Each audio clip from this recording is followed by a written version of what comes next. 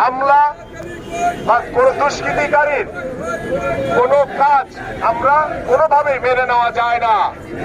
আমরা চাই যে আমাদের সেনাবাহিনীর ভাইরা রয়েছেন, আমাদের পুলিশ ভাইরা কাজ করা শুরু করেছেন, আপনারা দ্রুত এই দুষ্কৃতিকারীদেরকে ধরে এনে আইনের আশ্রয় এনে আপনারা বিচার করবেন এবং বিএনপির কেউই যদি এই দুষ্কৃতিকারীর সাথে জড়িত থাকেন তার বিরুদ্ধে ব্যবস্থা নেওয়া হবে।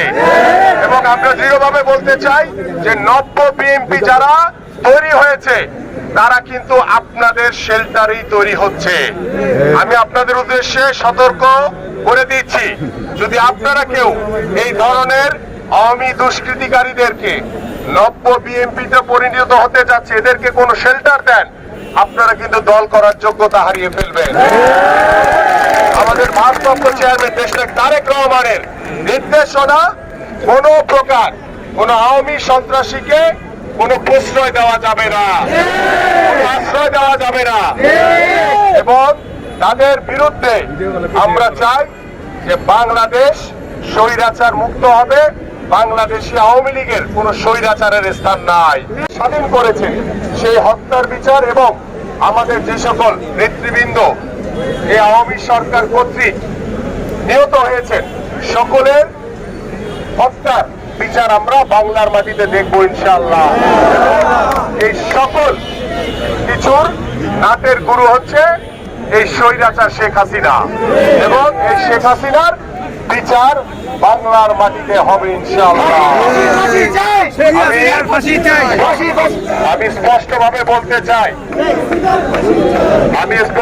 বলতে চাই এই স্বৈরাচার পতনের পর থেকে আমরা বেশ কিছু জায়গায় বাংলাদেশের বিভিন্ন অঞ্চলে, ঢাকা মহানগরীর বিভিন্ন পাড়া মহল্লায় কিছু দুষ্কৃতিকারীদেরকে খেয়াল করছি, যারা নব্য বিএনপির নামে এলাকায় এলাকায় পাড়া মহল্লায় চাঁদাবাজি করছে, দখলদারি করার চেষ্টা করছে, লুট করার চেষ্টা করছে।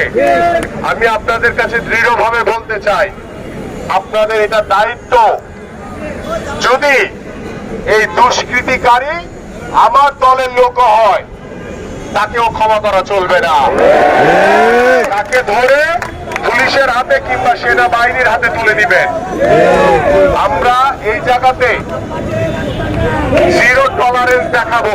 যদি কোনো সিনিয়র নেতৃবৃন্দ হয় তাকেও আমাদের ক্ষমা করার কোনো সুযোগ নাই, কারণ ভারপ্রাপ্ত চেয়ারম্যানের নির্দেশনা বাংলাদেশে আর কোনো চাঁদাবাজি চলবে না, বাংলাদেশে আর কোনো দখলদারি চলবে না, বাংলাদেশে আর কোনো লুটতরাজ চলবে না। আমরা আজকে বাংলাদেশ স্বাধীন হয়েছে, আপনারা স্বাধীনভাবে কথা বলতে পারছেন। আজকে বাংলাদেশ সংবাদপত্র স্বাধীনভাবে কাজ করছে, আজকে বিচার বিভাগ স্বাধীনভাবে কাজ করার চেষ্টা করছে। আজকে নতুন ভাবে যারা দায়িত্বরত নিয়েছেন, দায়িত্বপ্রাপ্ত হয়েছেন, তারা স্বাধীনতা ফিরিয়ে আনছে বিচার বিভাগের। এবং আমি তীব্র নিন্দা জানাই, আমি কিছুক্ষণ আগে যে ঘটনাটি ঘটেছে আপনারা জানেন কিনা আমি জানি না, যে নিউজ 24, বাংলাদেশ প্রতিদিন এবং কালের কণ্ঠ সহ যে বসুন্ধরার ভিতরে যে প্রতিষ্ঠানগুলি রয়েছে সেখানে দুষ্কৃতিকারীরা হামলা চালিয়ে ভাঙচুর করেছে। আমি এবং আমার দলের পক্ষ থেকে আমরা তীব্র নিন্দা জানাই, কারণ এই মিডিয়ার ভাইরা এতদিন এই স্বৈরাচারের কারণে সঠিক তথ্য উপাত্ত তারা আপনার কাছে জাতির সামনে তুলে ধরতে পারে নাই। আর যখন তারা স্বাধীনভাবে কাজ করছে, কিছু দুষ্কৃতিকারী এসে সেই মিডিয়ার উপরে করার চেষ্টা করছে। আজকে মিডিয়ার উপরে কোন রকম হামলা বা কোন দুষ্কৃতিকারীর কোন কাজ আমরা কোনোভাবেই মেনে নেওয়া যায় না। আমরা চাই, কথা শুনো না, আমরা মিডিয়ার ভাইদের উপরে যারাই দুষ্কৃতিকারী হামলা চালিয়েছেন, আমি আশা করব যে আমাদের সেনাবাহিনীর ভাইরা রয়েছেন, আমাদের পুলিশ ভাইরা কাজ করা শুরু করেছেন, আপনারা দ্রুত এই দুষ্কৃতিকারীদেরকে ধরে এনে আইনের আশ্রয় এনে আপনারা বিচার করবেন এবং বিএনপির কেউই যদি এই দুষ্কৃতিকারীর সাথে জড়িত থাকে তার বিরুদ্ধে ব্যবস্থা নেওয়া হবে। এবং আমরা দৃঢ়ভাবে বলতে চাই যে নব্য বিএনপি যারা তৈরি হয়েছে তারা কিন্তু আপনাদের শেল্টারেই তৈরি হচ্ছে।